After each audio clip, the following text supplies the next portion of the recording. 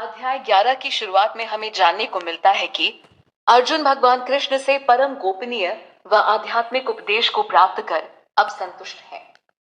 अर्जुन ने खुद कहा कि इस परम ज्ञान को प्राप्त कर अब मेरा मोह दूर हो गया है।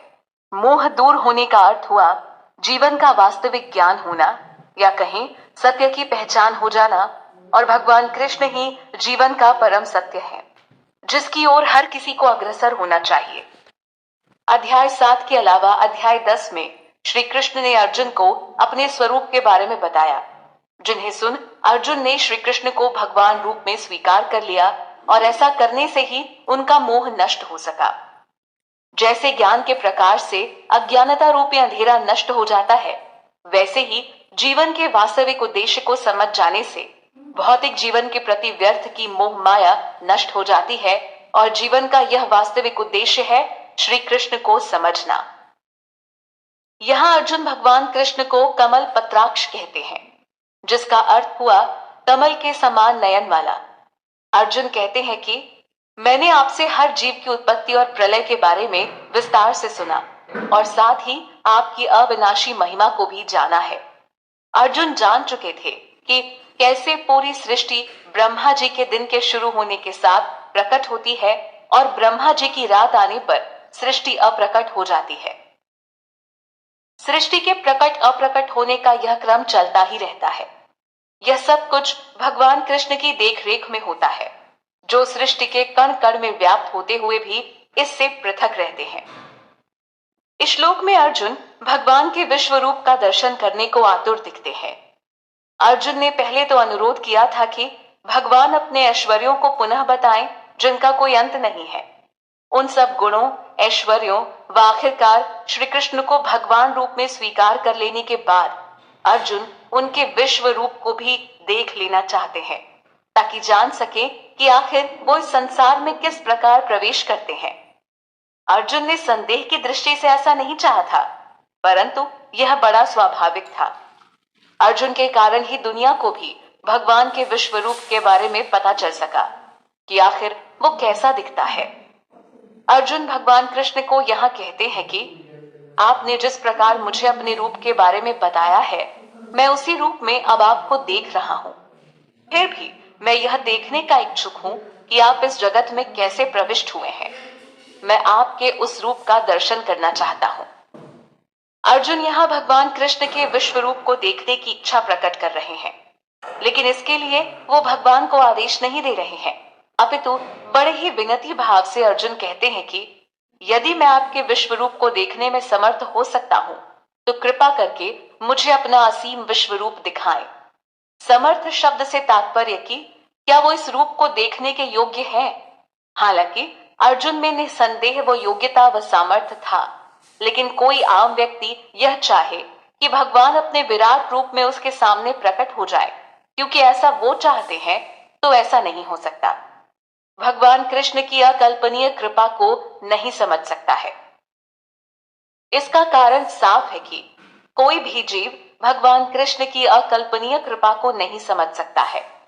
भौतिक इंद्रियों व भौतिक स्तर पर भी ईश्वर को नहीं समझा जा सकता है। हालांकि भौतिक जगत में आए दिन अनेकों चमत्कारिक घटनाएं ईश्वर की कृपा से होती रहती हैं, जिसके माध्यम से ईश्वर के प्रति मन में विश्वास जागता है। यह शुरुआत मात्र होती है, जबकि आध्यात्म मार्ग पर जीव को काफी प्रयास करने होते हैं, जिसमें हरि नाम प्रयास सबसे सरल है। व्यक्ति अपने हृदय को शुद्ध करके ही भगवान की कृपा के योग्य खुद को बना सकता है। भगवान के विश्व रूप देखने की इच्छा को लेकर अर्जुन के अनुरोध पर अब भगवान कृष्ण कहते हैं कि हे पार्थ, अब तू मेरे सैकड़ों हजारों प्रकार के दैवी तथा अनेकों आकृति वाले दिव्य रूपों को देख। कोई भी सिर्फ भगवान की कृपा से ही इस रूप को देख सकता है। यह कृपा जो भगवान कृष्ण ने अर्जुन को प्रदान की थी। वैसे तो हम सब ने श्री कृष्ण के 10 महत्वपूर्ण अवतारों के बारे में सुना है, लेकिन वो सब अवतार थे, परंतु यहाँ अर्जुन ने श्री कृष्ण के विश्व रूप को देखना चाहा है। भगवान कृष्ण अर्जुन को बोलते हैं कि अब तुम मुझ में आदित्यों, वसुओं, रुद्रों, अश्विनी कुमारों तथा मरुद्गणों को देखो। साथ ही ऐसे अनेक और आश्चर्यमय रूपों को देखो जिन्हें पहले किसी ने नहीं देखा है।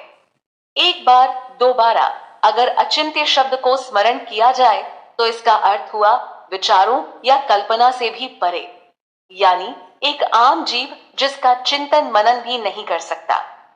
भगवान कृष्ण का यह विश्व रूप अचिंत्य था, लेकिन अर्जुन की जिज्ञासा हेतु स्वयं श्री कृष्ण ने इसके बारे में उन्हें ज्ञान दिया, जो आज भगवत गीता के माध्यम से दुनिया के सामने है। उत्तम से उत्तम बुद्धि इस स्तर की कल्पना नहीं कर सकती, जो बात यहां भगवान ने अर्जुन को कही। इस श्लोक में भगवान कृष्ण अर्जुन को गुडाकेश के नाम से पुकारते हैं। गुडाकेश का अर्थ हुआ नींद को जीतने वाला। भगवान पहले भी अर्जुन को इस नाम से बुला चुके हैं। यहाँ कृष्ण अर्जुन को कहते हैं कि तुम मेरे शरीर में चराचर सहित संपूर्ण जगत को देखो। शरीर जो कि एक स्थिर स्थान होता है, इस एक स्थिर स्थान पर कृष्ण अर्जुन को संपूर्ण जगत दिखाने की बात कर हैरानी पैदा कर देते हैं। कोई भी जीव एक स्थान पर होते हुए दूसरे स्थान को नहीं देख सकता है। अगर कोई भारत में है तो वो अमेरिका को नहीं देख सकता, जो कि भारत से मीलों दूर है। वहां जाने के लिए व्यक्ति को एक लंबी यात्रा करनी होती है। अमेरिका में जाकर भी वो पूरे देश को एक नजर में नहीं देख सकता, लेकिन सिर्फ भगवान कृष्ण ही यह असंभव कार्य कर सकते हैं। वो अर्जुन को कहते हैं कि तुम और जो कुछ भी देखना चाहते हो उसे मेरे इस विराट स्वरूप में देखो। भगवान कृष्ण अर्जुन को यहाँ दूसरी महत्वपूर्ण बात यह बताते हैं कि तुम मेरे इस विराट रूप को अपनी आंखों से नहीं देख सकते, इसलिए मैं तुम्हें दिव्य आंखें देता हूं, जिसकी मदद से तुम मेरे ईश्वरीय योग शक्ति को देख सकोगे। इस बात की चर्चा पहले भी हो चुकी है कि अपूर्ण भौतिक इंद्रियों की मदद से भगवान को नहीं समझा जा सकता।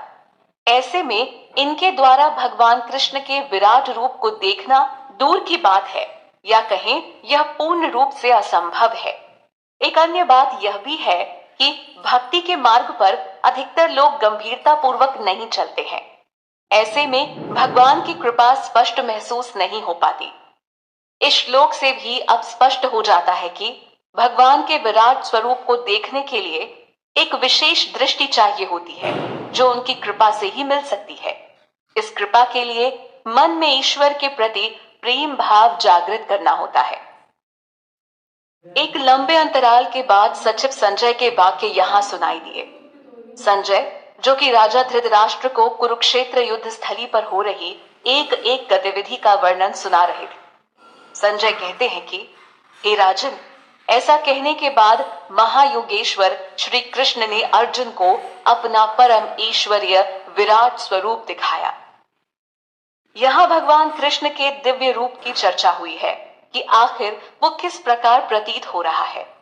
भगवान कृष्ण के इस दिव्य विराट रूप में अनेक मुख और नेत्र नजर आ रहे हैं। साथ ही उसमें असंख्य अद्भुत दृश्य हैं। यह रूप अनेक दिव्य आभूषणों से युक्त है और हाथों में अनेक दैवी हथियार उठाए हुए हैं। साथ ही दिव्य मालाओं को पहने और दिव्य वस्त्रों को धारण किए हुए हैं। श्री कृष्ण के इस विराट रूप के ललाट तथा शरीर पर दिव्य गंध का लेप लगा हुआ है। यह सब कुछ देखने में आश्चर्यमय और असीम है। अर्जुन ने भगवान के चारों तरफ मुख वाले इस विराट दिव्य रूप को देखा, जिसकी कल्पना मात्र भी किसी को हैरान कर दे। लेकिन अर्जुन ने तो एक स्थान पर स्थित होकर श्री कृष्ण की कृपा से इस साक्षात दिव्य रूप को देखा। भगवान श्री कृष्ण के विराट दिव्य रूप को देख ऐसा प्रतीत हो रहा है कि मानो हजारों सूर्य आकाश में एक साथ निकल आए हों। यानी भगवान का तेज उन सब से भी कहीं ज्यादा है, जिसकी बराबरी हजारों सूर्य मिलकर भी नहीं कर सकते। संजय ने नेत्रहीन धृतराष्ट्र के सामने भगवान के इस दृश्य को जिस प्रकार प्रकट किया, उसकी मदद से एक आम जीव भी समझ सकता है कि ऐसा दिव्य रूप सिर्फ भगवान कृष्ण का हो सकता है। भौतिक धरातल पर किसी फिल्म कहानी के लिए भी लेखक अपने नायक के लिए इस प्रकार की कल्पना तक नहीं कर पाते। हम सब ने बहुत सी काल्पनिक फिल्में देखी होंगी, कभी किसी हीरो को हवा में उड़ते देखा तो किसी को अंतरिक्ष में जाते देखा, किसी में आग की शक्ति देखी तो किसी में पानी की शक्ति देखी, लेकिन आज तक संपूर्ण ऐश्वर्यों को धारण किए कोई हीरो नजर नहीं आ सका है।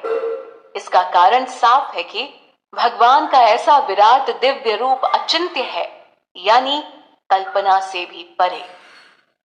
अर्जुन ने भगवान कृष्ण के विराट रूप में एक ही स्थान पर स्थित अनेक प्रकार से विभक्त अर्थात पृथक पृथक संपूर्ण जगत को देखा, यानी ब्रह्मांड के अनंत अंशों को देखा। यह देख कोई भी अचंभित रह जाए। बचपन में श्री कृष्ण ने जब मिट्टी खाई थी तो बड़े भैया बलराम ने इसकी शिकायत मैया यशोदा से कर दी थी। कृष्ण आरोप में फंस गए थे, जिसे झुठलाने के लिए उन्हें अपना मुंह खोल मैया को दिखाना था। जब कान्हा ने मुंह खोला तो उनके मुख के अंदर मैया ने असंख्य ब्रह्मांडों को देखा, जिससे उनकी बुद्धि चकरा गई। भगवान कृष्ण के लिए बुद्धि चकरा देने वाली लीलाएं करना कोई बड़ा काम नहीं। इस बार उन्होंने अपने विराट रूप से अर्जुन को हैरान कर दिया। हालांकि संजय युद्ध स्थली पर मौजूद नहीं थे, लेकिन महर्षि वेद व्यास से प्राप्त दिव्य दृष्टि व अपनी बुद्धि के प्रयोग से उन्होंने पूर्ण कोशिश करी कि भगवान कृष्ण के विराट रूप को शब्दों के माध्यम से धृतराष्ट्र के सामने प्रस्तुत कर सकें। भगवान कृष्ण के विराट दिव्य रूप को देख अर्जुन चकित हो जाते हैं। आश्चर्य के साथ साथ उनका पूरा शरीर रोमांच से भर उठता है। इसके बाद वो भगवान कृष्ण के सामने अपने दोनों हाथों को जोड़े व सिर को झुकाए बड़े ही नम्रता पूर्वक तरीके से श्री कृष्ण से प्रार्थना करते हैं। अर्जुन ने भगवान के ऐसे विराट रूप की बिल्कुल भी कल्पना नहीं की थी। अर्जुन के हाव भाव से स्पष्ट हो जाता है कि इस रूप को देखने के बाद श्री कृष्ण को भगवान स्वीकार करने के मार्ग में उनके सभी संशय मिट चुके हैं। अर्जुन भगवान कृष्ण के सामने हाथ जोड़कर बोले कि हे देव, मैं आपके शरीर में संपूर्ण देवताओं के साथ साथ प्राणियों के विशेष समुदायों को देख पा रहा हूं। मैं कमल पर आसीन ब्रह्मा जी को, शिव जी को और संपूर्ण ऋषियों को और समस्त दिव्य सर्पों को देख पा रहा हूं। कितना कमाल व हैरान कर देने वाला वो दृश्य होगा जिसे देख अर्जुन रोमांचित हो गए थे। धरती, आसमान, पाताल या कहें संपूर्ण ब्रह्मांड के एक ही स्थान पर दर्शन हो जाने पर कोई भी अचंभित हो जाए। अर्जुन यहाँ भगवान कृष्ण को कहते हैं कि हे विश्वरूप, हे विश्वेश्वर, आपको मैं अनेक हाथों, पेटों, मुखों और नेत्रों वाला तथा सब ओर से अनंत रूपों वाला देख पा रहा हूं। भगवान कृष्ण अर्जुन को पहले के श्लोकों में अपने स्वरूप के बारे में बता चुके हैं, जिसमें इस बात का भी वर्णन हुआ था कि मेरा कोई आदि नहीं, न मध्य है और न ही कोई अंत है।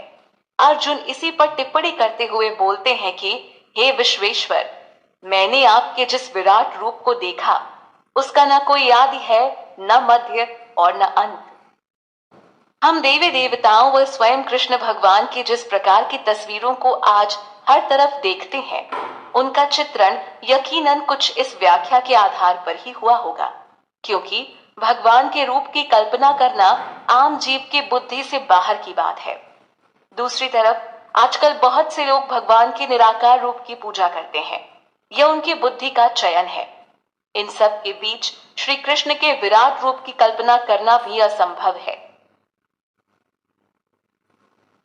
इस श्लोक में अर्जुन श्री कृष्ण को आगे कहते हैं कि मैं आपको मुकुट युक्ता, गदा व चक्र धारण किए हुए देख रहा हूं। आपका यह विराट रूप सब ओर से प्रकाशमान दिख रहा है। अर्जुन कहते हैं कि आपके इस रूप में इतनी चकाचौंध है कि मेरे लिए इसे देख पाना भी कठिन हो रहा है, क्योंकि यह प्रज्वलित अग्नि के समान अथवा सूर्य के प्रकाश की भांति चारों ओर फैल रहा है। भगवान के विराट रूप को देखने के बाद अब अर्जुन उन सभी बातों को स्वीकार करते जा रहे हैं। इस श्लोक में अर्जुन कहते हैं कि हे कृष्ण, आप ही जानने योग्य परम अविनाशी ब्रह्म है। ब्रह्म यानी जानने योग्य परम सत्य, जो कि श्री कृष्ण ही है। आप ही इस संपूर्ण विश्व के परम आश्रय हैं। आप ही सनातन धर्म के रक्षक हैं और आप ही अविनाशी सनातन पुरुष भी हैं, ऐसा मेरा मानना है। अर्जुन एक आम जीव से उच्चतम बुद्धि वाले थे, इसलिए उन्हें श्री कृष्ण को भगवान रूप में स्वीकार करने में देर नहीं लगी। लेकिन कलयुग में माया के जाल में फंसा जीव भौतिक जगत को सत्यमान श्री कृष्ण तक पहुंचने में अनेकों बार जन्म लेता और मरता है। श्री कृष्ण को भगवान स्वीकार कर ही वो इस प्रक्रिया से मुक्त हो सकता है। भगवान कृष्ण के ऐश्वर्यों का वर्णन करते हुए इस श्लोक में अर्जुन कहते हैं कि मैं आपको आदि, मध्य और अंत से रहित देख रहा हूं। आपका प्रभाव अनंत है। आप अनंत भुजाओं के साथ मुझे दिखाई दे रहे हैं। आपके नेत्र चंद्र और सूर्य रूपी प्रतीत होते हैं और आपका मुख प्रज्वलित अग्नि के समान दिखाई दे रहा है। आप अपने तेज से इस संपूर्ण संसार को तपायमान करते हुए दिख रहे हैं। अर्जुन श्री कृष्ण को महात्मन कहकर संबोधित करते हुए अपनी बात कहते हैं कि पृथ्वी और स्वर्ग के बीच का अवकाश तथा सभी दिशाएं आपसे ही व्याप्त हैं, या कहें आपसे ही परिपूर्ण है। कृष्ण तो वैसे सृष्टि के कण कण में व्याप्त हैं। हे महात्मन, आपके इस अद्भुत और भयानक रूप को देखकर तीनों लोक भयभीत हैं। अर्जुन स्वयं भगवान के इस विराट रूप को देखकर भयभीत हो रहे थे। यहाँ अर्जुन कहते हैं कि देवताओं का सारा समूह आप में प्रवेश कर रहा है, यानी वो सब भगवान कृष्ण की शरण लिए हुए दिख रहे हैं। उनमें से कई तो बहुत भयभीत होकर आपके सामने हाथ जोड़े खड़े हैं व आपकी प्रार्थना कर रहे हैं। महर्षियों और सिद्धों के समुदाय कल्याण हो कहकर वैदिक स्तोत्रों का पाठ करते हुए आपकी स्तुति कर रहे हैं। भगवान के विराट रूप को देखकर हर कोई भयग्रस्त है, मानो रक्षा हेतु हाथ जोड़ भगवान की कृपा हेतु प्रार्थना कर रहा है। 11 रुद्रगण, 12 आदित्य, 8 वसु, 12 साध्य गण, 10 विश्वे देव के अलावा 2 अश्विनी कुमार और 49 मरुदगण, पितृगण, गंधर्व, यक्ष, असुर और सिद्धगण, ये सभी आपको आश्चर्य से देख रहे हैं। भगवान कृष्ण के ऐसे विराट रूप को देख कोई भी हैरान रह जाए, फिर चाहे वो एक आम जीव हो, स्वयं अर्जुन हो या सभी देवतागण। भगवान कृष्ण के विराट रूप को देख अर्जुन व्यथित भाव से उन्हें महाबाहो कहकर संबोधित करते हुए कहते हैं कि हे महाबाहो, आपके अनेक मुख, नेत्र, भुजा, जंघा, चरण व अनेक उदर वाले और बहुत विकराल दांतों वाले इस महान रूप को देखकर सारे ही प्राणी विचलित हो रहे हैं और इनके साथ साथ मैं भी बहुत विचलित हो रहा हूं। हे विष्णु, अनेक ज्योतिर्मय रंगों से युक्त आपको आकाश को छूता देख, मुख फैलाए और बड़ी बड़ी चमकती आंखें निकाले देखकर मेरा मन भय से विचलित हो रहा है। मेरा धैर्य टूटा जा रहा है और मैं मानसिक संतुलन भी नहीं बना पा रहा। यानी भय से विचलित होने के कारण अर्जुन शांत भी नहीं हो पा रहे हैं। थिएटर में किसी काल्पनिक फिल्म में ऐसे दृश्य देख भले ही दर्शक रोमांच से भर जाते हैं, लेकिन अर्जुन ने साक्षात अपने सामने भगवान कृष्ण के विराट रूप का दर्शन किया था, जिसने उनके हृदय में भय पैदा कर दिया था। कल्पना और वास्तविकता में हमेशा अंतर होता है। इसी प्रकार जीवन की वास्तविकता हमेशा से ज्यादा कटु व भयावह होती है। जो इसे स्वीकार कर गया, समझो उसकी नैया पार लग गई। जो नहीं समझा, वो इसी भव बंधन में फंसे रह जाता है। इस श्लोक में अर्जुन ने श्री कृष्ण को देवेश और जगन निवास नामों से संबोधित किया है। देवेश का अर्थ हुआ देवताओं के भी भगवान, जबकि जगन निवास का अर्थ हुआ पूरी सृष्टि का निवास स्थान। इस श्लोक में अर्जुन कृष्ण को कहते हैं कि हे देवेश, आपके प्रलय काल अग्नि के समान प्रज्वलित मुख और भयानक दाढ़ों को देखकर मुझे न तो दिशाओं का ज्ञान हो रहा है और न ही मुझे शांति मिल रही है। यहाँ शांति से मतलब है कि अर्जुन अपने अस्थिर मन की ओर इशारा कर रहे हैं। मन स्थिर नहीं तो वो हमेशा अशांत ही रहता है और यहाँ वहां भागता रहता है। इसलिए हे जगन निवास, आप मुझ पर कृपा करें और मुझ पर प्रसन्न होइए। अर्जुन यहाँ कह रहे हैं कि धृतराष्ट्र के पुत्र भीष्म, द्रोण, कर्ण के साथ हमारे पक्ष के सभी मुख्य योद्धा अन्य सभी राजाओं सहित आपके मुख में प्रवेश करते हुए मुझे दिखाई दे रहे हैं। वे सभी बड़ी तेज गति से आपके भयानक दाढ़ों वाले मुख में प्रवेश कर रहे हैं। उनमें से तो कईयों के कुचले हुए सिर आपके दांतों के बीच फंसे दिखाई दे रहे हैं। मरे कुचले घायल योद्धाओं का कृष्ण के विराट रूप में प्रवेश करना अर्जुन के लिए भविष्य की एक तस्वीर के समान है। कृष्ण ने पहले ही अर्जुन को कहा था कि तुम भूतकाल, वर्तमान काल व भविष्य काल कुछ भी मुझ में देख सकते हो, वो भी सिर्फ एक स्थिर स्थान पर। इससे इस बात की भी पुष्टि हो जाती है कि ये पूरी सृष्टि भगवान कृष्ण से ही अवतरित होती है और आखिरी में कृष्ण में ही जाकर विलीन हो जाती है। सारे जीव भी कृष्ण में समाहित हो जाते हैं। इस श्लोक में अर्जुन समुद्र और नदी के एक उदाहरण की मदद से अपनी बात रखते हुए कहते हैं कि जिस प्रकार नदियों का जल बड़े तेज प्रवाह के साथ समुद्र की ओर बढ़ता है, ठीक उसी प्रकार नरलोक यानी पृथ्वी लोक के यह सभी योद्धागण आपके प्रज्वलित मुखों में प्रवेश कर रहे हैं। यहाँ अर्जुन ने कीट पतंगों व अग्नि की लौ का उदाहरण प्रस्तुत किया है। अर्जुन ने कहा कि जिस प्रकार कीट पतंगे अग्नि की लौ के मोह में तेजी से उसकी ओर चले आते हैं और इस मोह के कारण ही अग्नि में जलकर मर जाते हैं, ठीक वैसे ही ये सब लोग भी मोहवश अपना नाश करने के लिए बहुत तेजी से दौड़ते हुए आपके मुखों में प्रवेश कर रहे हैं। अर्जुन कहते हैं कि हे विष्णु, मैं देख रहा हूं कि आप अपने प्रज्वलित मुखों से समस्त लोगों को निगलते हुए उन्हें चारों ओर से बार बार चाट रहे हैं। हे विष्णु, आपका उग्र प्रकाश सारे जगत को अपने तेज से तपा रहा है।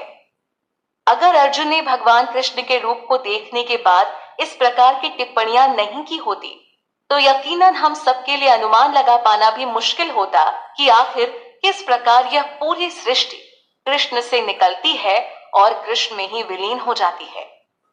अर्जुन ने जो कुछ भी देखा वो अवश्य ही भय पैदा करने वाला था। एक ही रथ पर दोनों सवार थे, लेकिन फिर भी कृष्ण ने अर्जुन को अपना इतना विशाल रूप दिखाया जिसका वर्णन सुनकर भी मन भरोसा करने से हिचक जाए। यही तो महिमा है श्री कृष्ण की। सफेद, नीले व सांवले रंग में अपनी बांसुरी और मोर पंख के साथ कृष्ण जितने आकर्षक दिखते हैं, उतने ही भयानक यहाँ वो अपने विशाल रूप में अर्जुन को प्रतीत हो रहे हैं। यहाँ अर्जुन कृष्ण के विराट रूप को देख बोलते हैं कि कृपा करके मुझे बताएं कि इस उग्र रूप में आप कौन हैं? मेरा नमस्कार है आपको। कृपया मुझ पर प्रसन्न हो। आप आदि भगवान हैं। मैं आपको तत्व से जानना चाहता हूँ। अर्जुन यहाँ भगवान कृष्ण को जानने का भाव प्रकट कर रहे हैं। वो आगे कहते हैं, क्योंकि मैं आपका प्रयोजन ठीक से नहीं जानता। हालांकि पिछले अध्याय में अर्जुन की विनती पर भगवान कृष्ण ने उन्हें अपने स्वरूप के बारे में काफी कुछ बताया है, लेकिन यहाँ भगवान के विराट रूप को देख लेने के बाद अर्जुन इतने भयभीत हो गए हैं कि उन्हें समझ नहीं आ रहा कि इस उग्र रूप में कृष्ण कौन है। अब वो श्री कृष्ण का प्रयोजन जानना चाहते हैं। अर्जुन के सवाल का उत्तर देते हुए भगवान कृष्ण ने उन्हें बताया कि मैं समस्त लोगों का नाश करने वाला महाकाल हूँ और इस समय मैं इन सब लोगों का विनाश करने के लिए यहाँ आया हूँ। अगर तुम युद्ध नहीं भी करते तो भी तुम्हारे प्रतिपक्ष में खड़े सारे योद्धागण मारे जाएंगे। पहले अध्याय में यही देखा गया था कि अर्जुन किस प्रकार अपने विपक्ष में खड़े योद्धाओं को मारना नहीं चाहता था, क्योंकि वो उनमें अपने गुरुजनों, भाई बंधुओं को देख रहा था। लेकिन यहाँ भगवान कृष्ण ने स्पष्ट कर दिया कि सबका नाश करने वाला काल वो ही है। अगर अर्जुन युद्ध ना भी करें तो भी उनकी मृत्यु होनी है, जैसे कि भगवान की इच्छा है। युद्ध नहीं तो सारे योद्धागण फिर किसी और कारण व विधि से मारे जाते। युद्ध स्थल पर विपक्षी खेमे के प्रति मोह रखना और युद्ध से विमुख होना क्षत्रिय धर्म के खिलाफ है। भगवान का प्रिय होने के नाते अर्जुन ऐसी भूल नहीं कर सकते थे और ना ही इस प्रकार की भूल किसी भी दूसरे जीव को करनी चाहिए। अर्जुन को ज्ञान मार्ग पर लाकर कर्म के प्रति उत्साहित करने हेतु ही अभी तक तमाम बातें श्री कृष्ण ने अर्जुन को बताई। पिछले श्लोक में भी वो स्पष्ट कर चुके हैं कि अगर वो युद्ध ना लड़े तब भी विपक्षी दल मारा जाएगा। अब यहाँ कृष्ण कहते हैं कि इसलिए तुम युद्ध के लिए खड़े हो जाओ और अपने शत्रुओं को जीतकर यश को प्राप्त करो तथा समृद्ध राज्य को भोगो। ये सभी लोग मेरे द्वारा पहले से ही मारे जा चुके हैं। हे सव्यसाची, तुम इनको मारने में बस एक निमित्त मात्र हो। सव्यसाची से तात्पर्य हुआ जो योद्धा दोनों हाथों से बाण चला सके। यहाँ भगवान कृष्ण अर्जुन को बताते हैं कि द्रोण, भीष्म, जयद्रथ और कर्ण तथा अन्य सभी योद्धागण मेरे द्वारा पहले ही मारे जा चुके हैं। इसलिए तुम दुखी मत हो और सिर्फ युद्ध करो। निस्संदेह युद्ध में तुम अपने शत्रुओं को परास्त करोगे और विजय को प्राप्त करोगे। भगवान यहाँ अर्जुन को जीत का भरोसा तो दिला ही रहे हैं, साथ ही इस बात की भी पुष्टि कर रहे हैं कि उनकी इच्छा अनुसार ही सारे विपक्षी योद्धागण पहले ही उनके द्वारा मारे जा चुके हैं। यानी अर्जुन के ऊपर उनकी हत्या का आरोप नहीं लगेगा और न ही अर्जुन को उनकी हत्या के लिए खुद को दोषी समझना चाहिए। सगे संबंधियों की हत्या से मिलने वाले दोष की चिंता से अर्जुन को अब डरना नहीं चाहिए।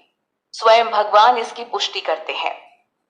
राजा धृतराष्ट्र के कक्ष में उपस्थित उनके सचिव संजय उन्हें युद्ध भूमि का आंखों देखा हाल सुना रहे हैं। यहाँ संजय राजा को बताते हैं कि भगवान केशव के इन वचनों को सुनने के बाद कांपते हुए मुकुटधारी अर्जुन ने हाथ जोड़कर उन्हें नमस्कार करते हुए गदगद वाणी में यह बोला। अर्जुन ने कहा कि हे अंतर्यामी भगवान, आपके नाम का कीर्तन करने से यह समस्त जगत हर्षित हो रहा है, जिससे सबको अनुराग प्राप्त हो रहा है। लेकिन असुरगण भयभीत होकर इधर उधर सभी दिशाओं में भाग रहे हैं, परंतु सभी सिद्धगण आपको नमस्कार कर रहे हैं।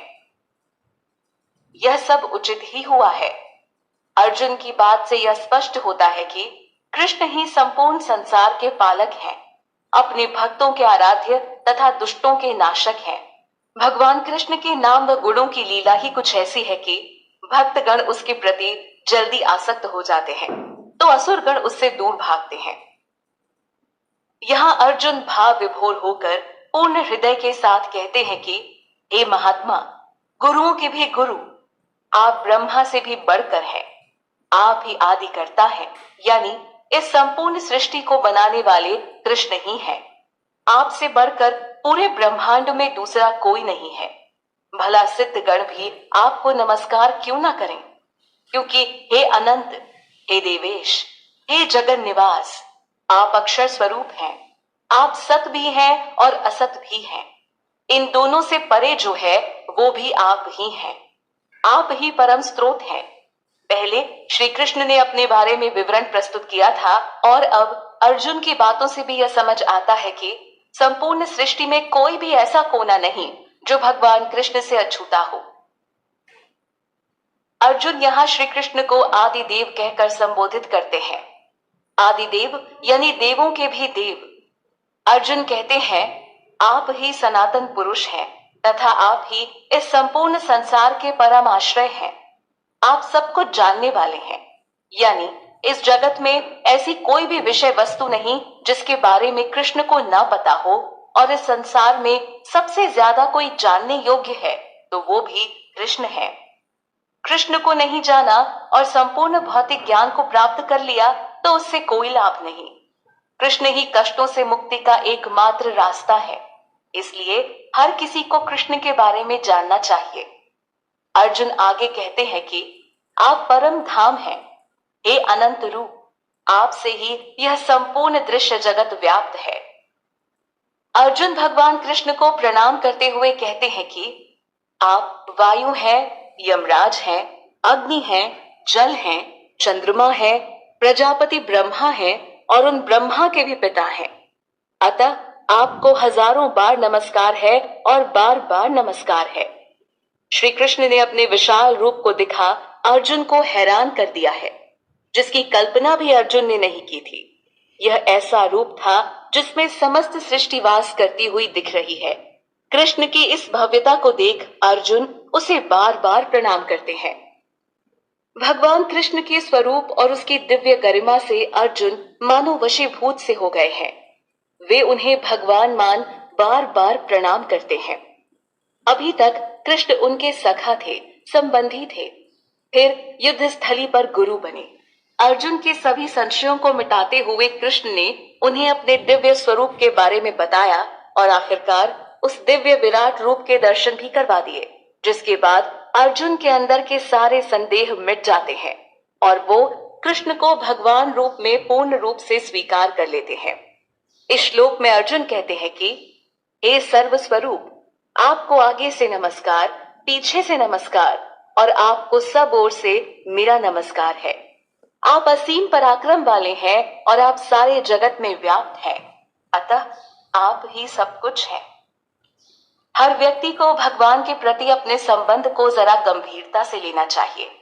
हालांकि यह कृष्ण का प्रेम ही है कि वो जीव की इच्छा अनुसार व्यवहार करने को भी राजी हो जाते हैं। भगवान होते हुए भी वो अपनी इच्छा से धरा पर प्रकट होते हैं और एक आम व्यक्ति के जैसे एक परिवार चुनते हैं, सखा संबंधी चुनते हैं, गुरु स्वीकार करते हैं इत्यादि। फिर भी उन्हें कोई आम पुरुष समझना गलती होगी। भगवान कृष्ण के प्रति अपने संबंध की गंभीरता पर विचार करते हुए अर्जुन खेद महसूस करते हैं। वो कहते हैं कि आपकी इस महिमा और स्वरूप को न जानते हुए, मैंने आपको सखा समझते हुए प्रमाद से अथवा प्रेम से बिना सोचे समझे हे कृष्ण, हे यादव, हे सखे, इस प्रकार जो कुछ कहा है, और हे अच्युत, हंसी दिल लगी में चलते फिरते, सोते जागते, उठते बैठते, खाते पीते समय में अकेले अथवा उन सखाओं, कुटुंबियों आदि के सामने मेरे द्वारा आपका जो कुछ तिरस्कार हुआ है, उन सब के लिए आपसे क्षमा चाहता हूँ। भगवान कृष्ण के विराट रूप को देख अब उनकी महिमा का वर्णन करते हुए अर्जुन इस श्लोक में कहते हैं कि आप ही संपूर्ण चर तथा अचर जगत के पिता हैं, जनक हैं। आप ही पूजनीय हैं और आप ही गुरुओं के महान गुरु हैं। हे अनंत प्रभावशाली भगवान, इन तीनों लोकों में आपके समान दूसरा कोई भी नहीं है, तो ऐसे में आपसे अधिक श्रेष्ठ कोई कैसे हो सकता है। अर्जुन की व्याख्या व मनोभाव से स्पष्ट है कि कृष्ण ही सर्व पूजनीय है। जीव को यहाँ वहां भटकने की आवश्यकता ही क्या है, जब कृष्ण उसके सामने है। कृष्ण वो खुला मार्ग है जिस पर हर किसी को चलने की अनुमति है। इसी मार्ग पर चलकर कोई भी जीव अध्यात्म जगत में उन्नति कर सकता है। श्री कृष्ण के होते हुए जीव के भ्रमित होने का सवाल ही नहीं उठता, लेकिन दुर्बुद्धि वाले इस बात को नहीं समझते।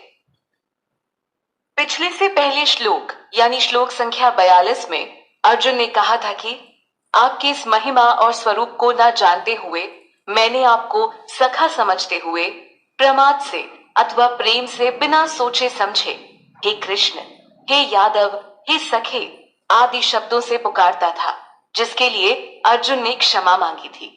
यहाँ वो पुनः कृष्ण से अपने अपराधों के लिए क्षमा याचना करते हुए कहते हैं कि इसलिए हे परम पूजनीय, मैं साष्टांग दंडवत करते हुए आपकी कृपा की याचना करता हूँ।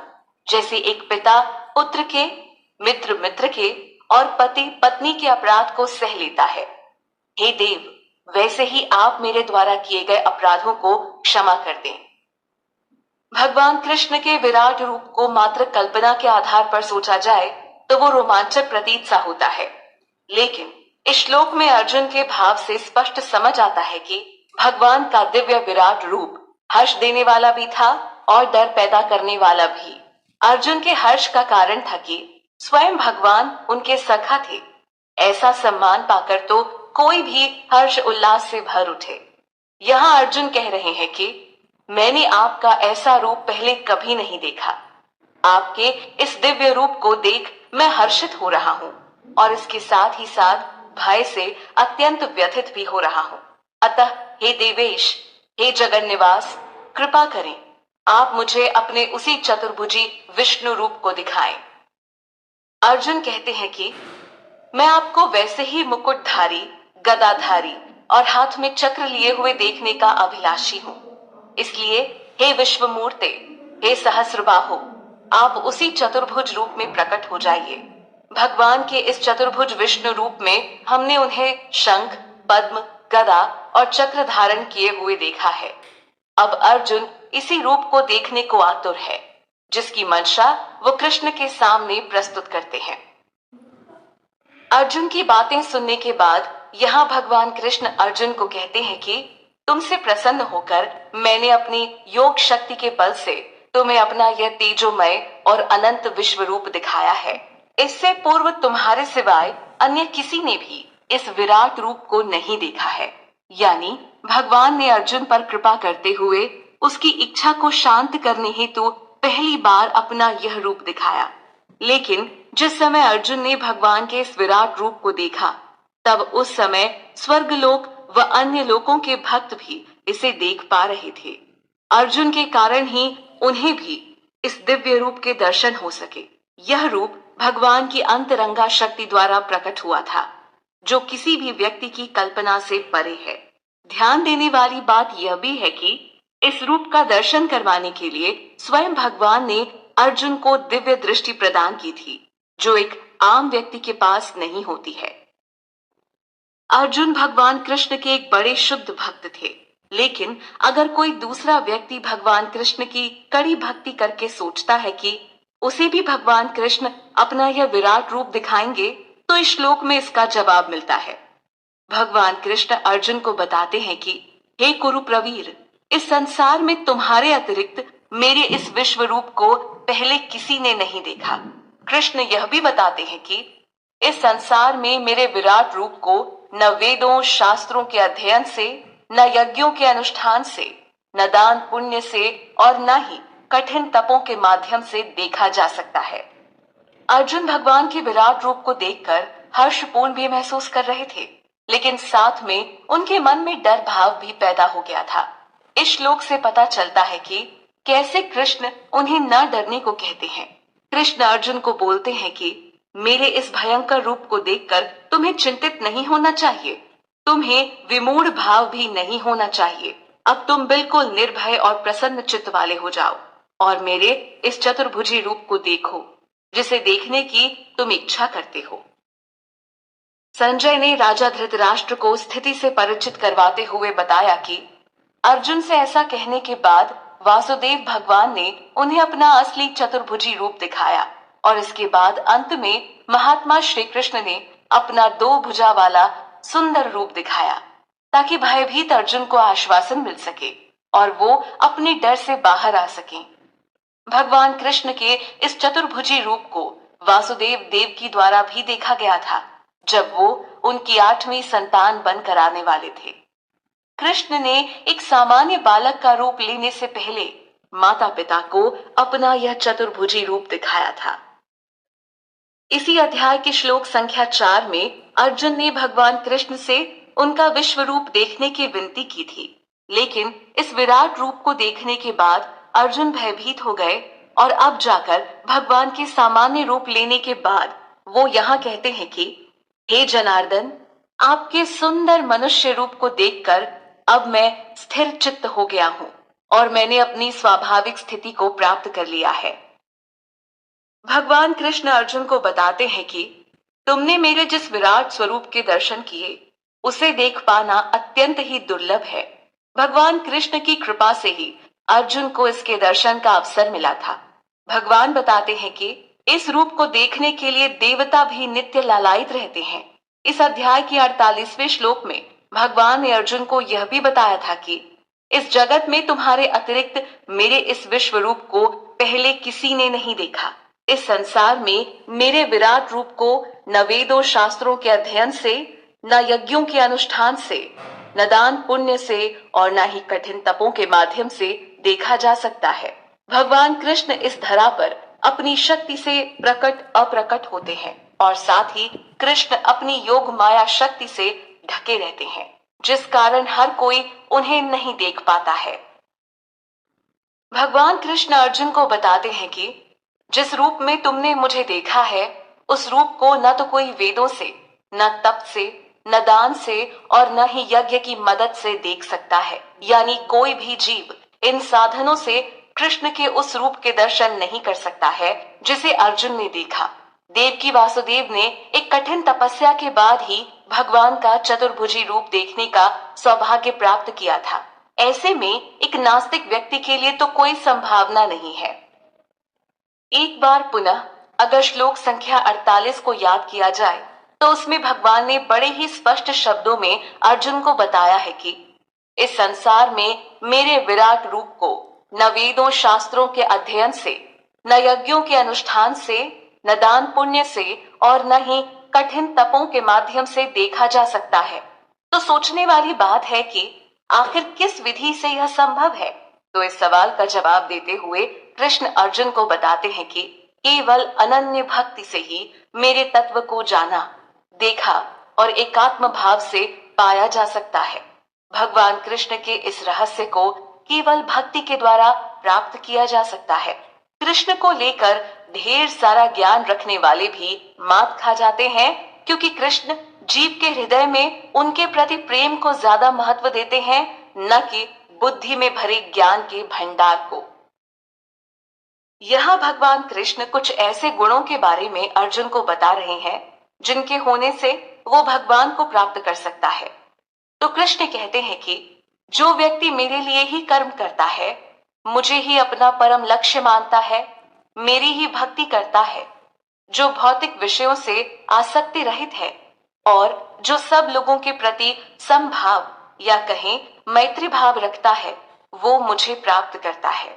ये सारे गुण भगवान कृष्ण में है और भगवान का अंश होने के नाते एक जीव में भी ये गुण होते हैं, लेकिन व्यक्ति माया के बंधन में फंसकर सब कुछ भूल जाता है। ऐसे में वो हर कार्य खुद के लिए या अपने परिवार के लिए करता है। भौतिक कार्य में वो इतना लिप्त हो जाता है कि आध्यात्म जगत में उन्नति नहीं कर पाता और ना भगवान कृष्ण से खुद को जोड़ पाता है। ऐसे में उसका कल्याण नहीं हो सकता और ना ही वो कृष्ण को प्राप्त कर सकता है। भगवान गीता के शुरुआती अध्यायों में भी कृष्ण इन बातों को समझा चुके हैं कि व्यक्ति को हर काम बिना परिणाम की चिंता के करना चाहिए, कोई आसक्ति नहीं होनी चाहिए। साथ ही कर्म फल कृष्ण को अर्पित कर देने चाहिए, यही श्रेष्ठ तरीका है। इस श्लोक के साथ ही श्रीमद् भगवद गीता का 11वां अध्याय विश्वरूप दर्शन योग संपन्न हुआ। इस अध्याय में अर्जुन भगवान कृष्ण के विश्व रूप को देखने की इच्छा प्रकट करते हैं ताकि वो जान सकें कि भगवान इस संसार में किस प्रकार प्रवेश करते हैं। अर्जुन के अनुरोध पर भगवान कृष्ण उन्हें अपना विराट रूप दिखाते हैं।